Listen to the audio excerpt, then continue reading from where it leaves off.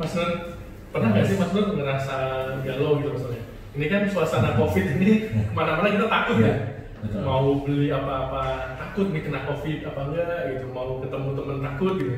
Ini kan bikin galau Mas Nur ya. Mau kemana-mana serba takut gitu. Pernah nggak Mas Nur dalam hidup ini sebelum COVID gitu ya, atau saat ini ngerasa galau takut gitu Mas Nur? Pasti saya pikir tidak ada manusia yang nggak pernah galau. Galau menurut saya merupakan satu proses hidup ya. Nah di hidup ini pasti ada bahagia, ada sedih dan seterusnya. Salah satunya adalah kegalauan. Nah, biasanya apa yang Mas Nur kalau lagi ada kegalauan gitu? Apakah apakah berdoa atau mengurung diri gitu ya? Nah, mungkin begini, sebelum kita bahas itu, saya pikir setiap kegalauan itu punya spesifik ya, punya kegalauan itu tidak muncul begitu saja. Itu pasti ada penyebabnya.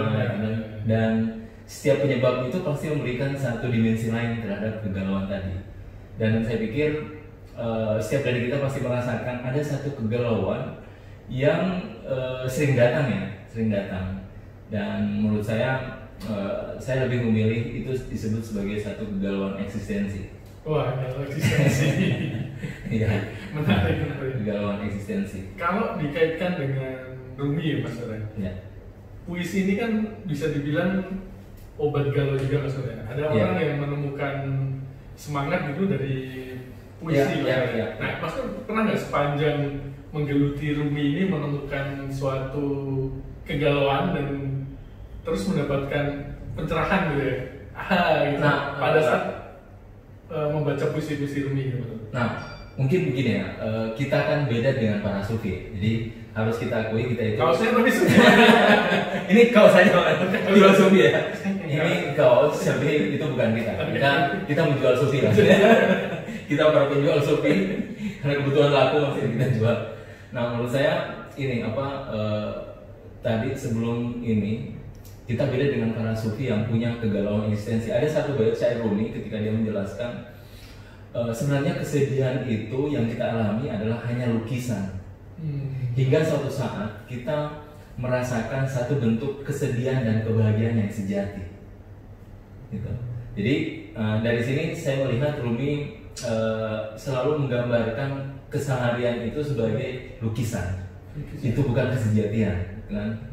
Nah, kita biasanya mix antara kegalauan keseharian dengan kegalauan eksistensi seperti itu.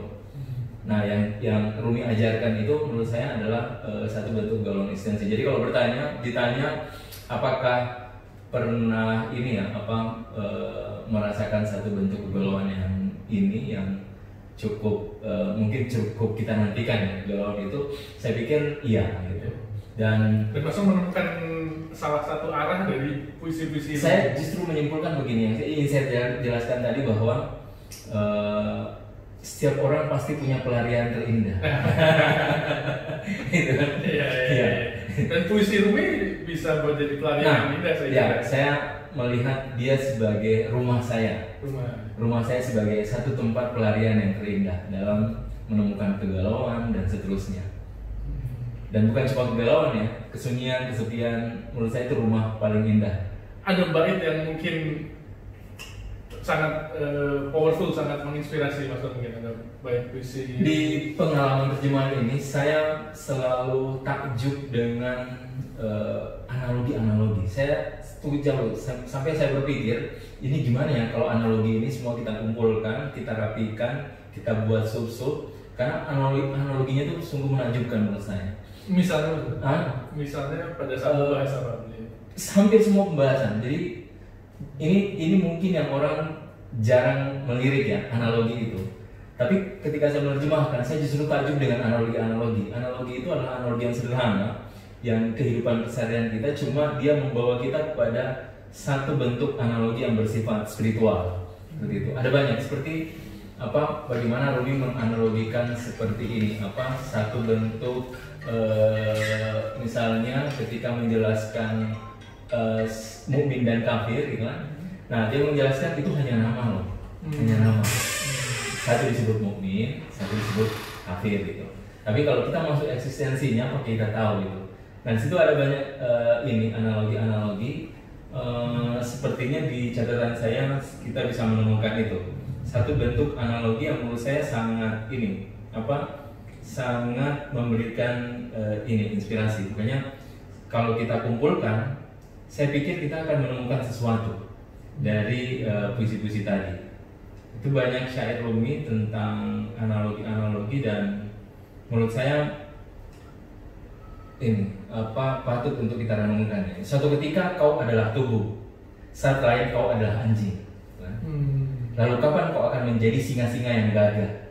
Ini analogi ya. Di situ ada anjing, di situ ada singa. Kan? Kemudian dia mengatakan suatu ketika kau adalah tubuh. Menurut saya itu satu analogi yang menarik ya. Dan itu sangat banyak. Saya di penerjemahan itu sangat takjub dengan analogi-analogi yang Rumi berikan kepada kita. Misalnya, jangan bandingkan kerjaanmu dengan orang suci. Meskipun tulisan syair dengan syir sama saja. Jadi dalam bahasa Persia, syir itu punya dua makna, bahkan lebih. Kadang syir bermakna singa, kadang syir bermakna susu. Beda sekali ya. Beda sekali. Jadi tulisannya sama, syir, tapi punya dua makna. Sama kalau di Indonesia bisa, ada bisa boleh, ada bisa ular. Seperti itu.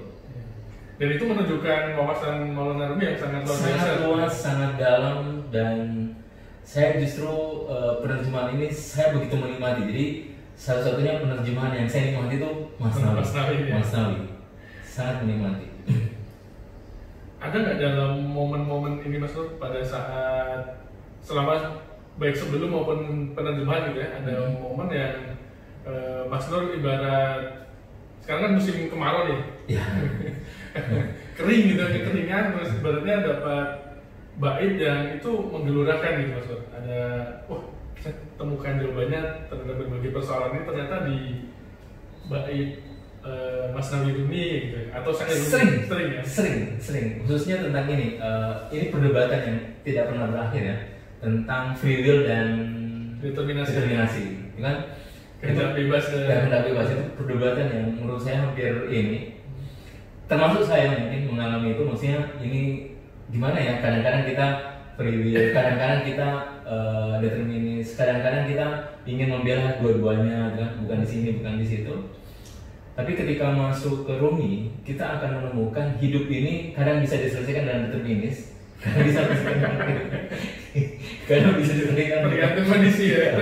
Gitu. Jadi nggak bisa sakit yang benar adalah rasional gitu ya.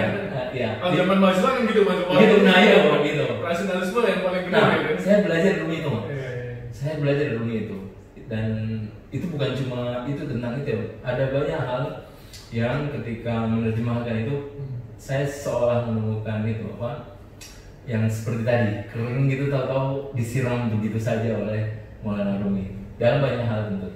Jadi dalam hal tertentu sebenarnya determinasi itu logis juga untuk diterima Mas. Iya, determinasi itu logis juga, cuma ada satu pembahasan Rumi menjelaskan sebagai determinisme cinta.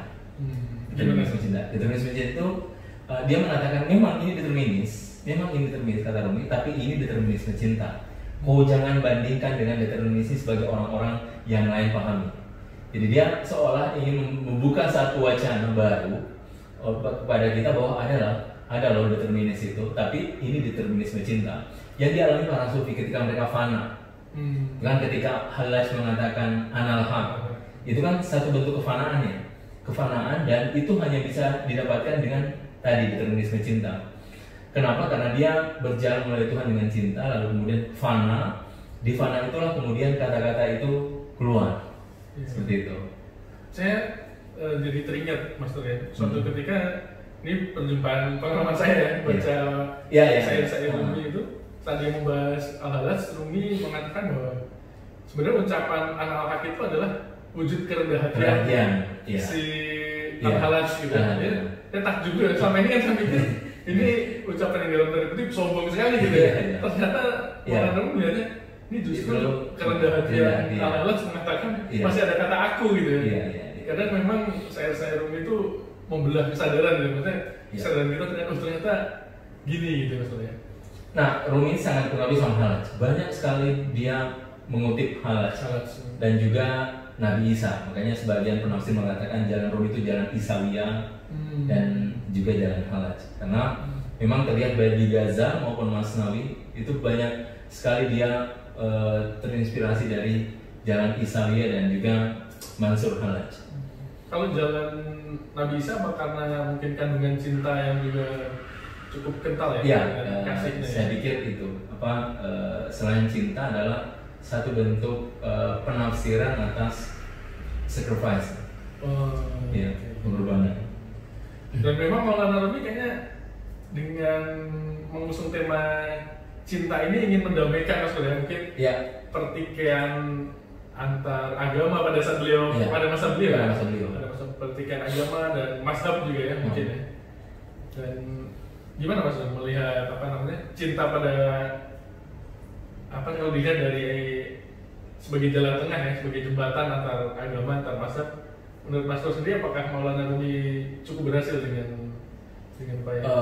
Bukan cukup berhasil menurut saya, tapi dia memberikan kaidah-kaidah. Menurut saya gitu. Jadi dia memberikan kaidah-kaidah, mengutip Ennio Simol yang mengatakan apa yang bisa kita pelajari dari Rumi setelah selama waktu 800 tahun ya, jarak kita dengan Rumi, jarak waktu 800 tahun. Nah, kata Ennio kita bisa belajar kehidupan dari Rumi. Nah, pertikaian-pertentangan itu sebenarnya cukup banyak beliau memberikan kaidah-kaidah bagaimana kemudian kita mengembalikan pertikaian itu kepada kaidah-kaidah tadi. Salah satunya adalah cinta. Tapi lebih dari itu sebenarnya pemaknaan terhadap apa yang kita sebut sebagai agama, apa yang kita sebut sebagai mazhab, apa yang kita sebut sebagai jalan. Menurut saya itu banyak kita temukan dalam pemikiran Maulana Rumi. Dan itu menurut saya kaidah. Ini kayak rambu-rambu gitu. Rambu-rambu. Saya menangkap spirit itu dari Ennio Simol. Ketika dia pernah ditanya apa sih sumbangsi Rumi setelah 800 tahun kemudian ini, apa sih yang Rumi bisa berikan kepada kita? Nah, kata Ennio dia bisa berikan kaidah-kaidah kehidupan. Makanya Rumi bisa diterima oleh non Muslim ya. Betul. Jadi enggak pecinta Rumi ini kan kalau kita lihat enggak semuanya Muslim ya. Bahkan non Muslim banyak yang suka juga. Gitu. Bahkan di Barat biasa. Iya. Saya ingat waktu kita bedah bukunya Ibu siapa namanya? Maria. Itu kan sangat ekstensif dia mengutip Rumi ya. Ternyata beliau seorang Katolik taat gitu. Tapi sangat ini sekali sama Rumi. Kalau ini Mas Nur, kalau sekarang itu kan yang istilah keren itu wah galau nih gitu. Lagi galau gitu. Nah, itu seringkali galau itu kan karena kita tidak hadirnya makna maksudnya. Kita tahu nih hidup ini sebenarnya untuk apa sih, kita sekolah, kita kerja ini untuk apa gitu. Nah, kalau ada tips nggak Mas Nur dari saya Rumi yang kira-kira pas gitu untuk orang-orang yang mungkin butuh siraman apa sih sebenarnya makna hidup itu? Tadi kan disebutkan Mas Nur juga kita bisa belajar hidup dari Rumi gitu. Mungkin bisa spesifik kira-kira untuk kita nih Mas Nur ya? Tentang kegalauan tentang kehampaan tadi Mas. Saya pikir begini, dalam hidup ini kita pasti masuk kepada satu titik di mana kita akan bertanya kita siapa. Kapan itu? Kapan waktu tepat? Itu saat kita benar-benar galau. Ya, kita benar-benar galau, menemukan kehampaan, menemukan absurditas. Absurditas itu tentang segala hal ya, bukan cuma dalam kehidupan. Orang yang terpenuhi segala kebutuhan juga bisa itu ya? Dan itu sangat bisa. Iya, sangat bisa karena ketika dia memiliki semuanya, dia akan bertanya so what gitu. Jadi bukan hanya orang-orang yang iya. Dan itulah kegalauan eksistensial. Jadi kegalauan eksistensial itu dia tidak akan melihat apakah Anda kaya, miskin, punya ini, punya itu, dia tidak melihat. Dia akan datang kepada kita kapan saja. Kapan itu? Ketika kita tahu-tahu bertanya, lalu ini semua untuk apa sih? Gitu. Nah, saya sering bertanya teman kepada mencoba ya untuk mengingatkan, sebagai pengingatkan, cuma bertanya. Misalnya kawan saya yang cenderung kepada satu kerjaan itu, saya coba bertanya, ini kira-kira akhirnya apa Mas? Saya coba tanya, dari semua yang kau peroleh ini akhirnya apa? Akhirnya kematian sih Mas. Saya Cuma bilang begini, pertanyaan tidak perlu dijawab Iya. dan memang tidak perlu dijawab secepatnya karena itu adalah satu proses. Setiap orang pasti memberikan satu proses itu dalam memaknai itu menurut saya. Nah, jadi kalau ditanya apa sebenarnya ini ya syair-syair yang Rumi bisa berikan, ada banyak syair yang Rumi bisa berikan dan salah satunya adalah yang saya sering sebut itu Mas, obat derita dalam derita. Obat derita dalam derita, dan maksudnya kegalauan itu adalah sesuatu yang harus dipahami, dimaknai sebagai sesuatu yang positif. Kadang kita memaknai itu sebagai sesuatu yang negatif. Iya, terus kita ada pelarian. Ada pelarian gitu.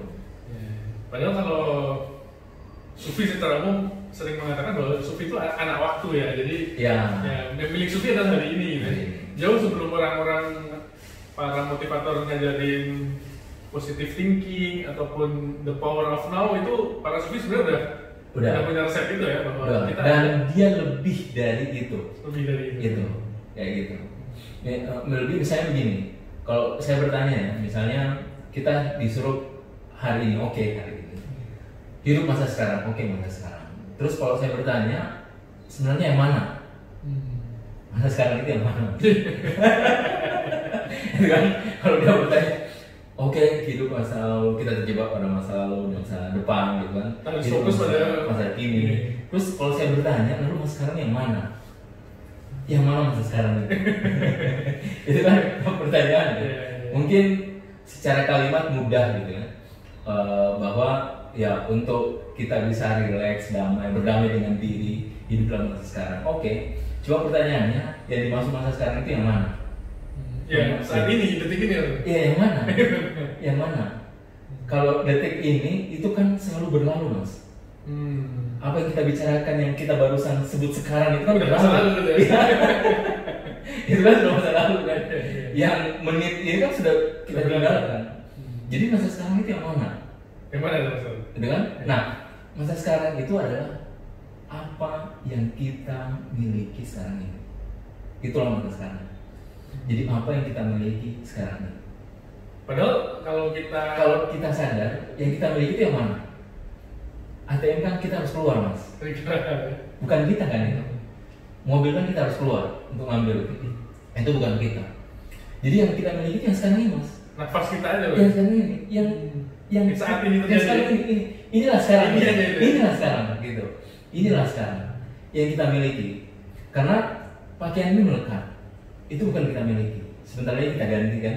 Berarti itu bukan bagian dari diri.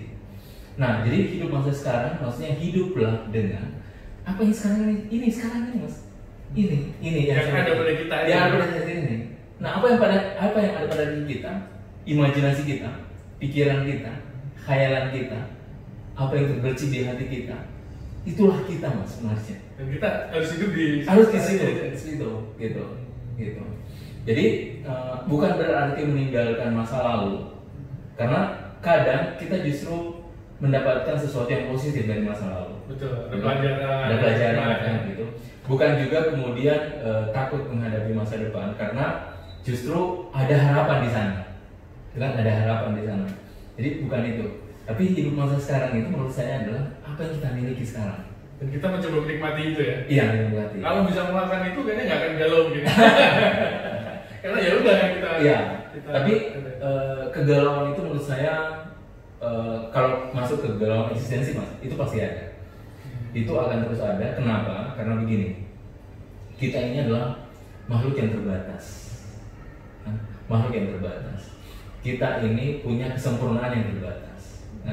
Kita tidak memiliki segalanya, sehingga kita disebut sebagai makhluk yang sempurna. Nah, jadi kegalauan itu ada masa dia akan datang.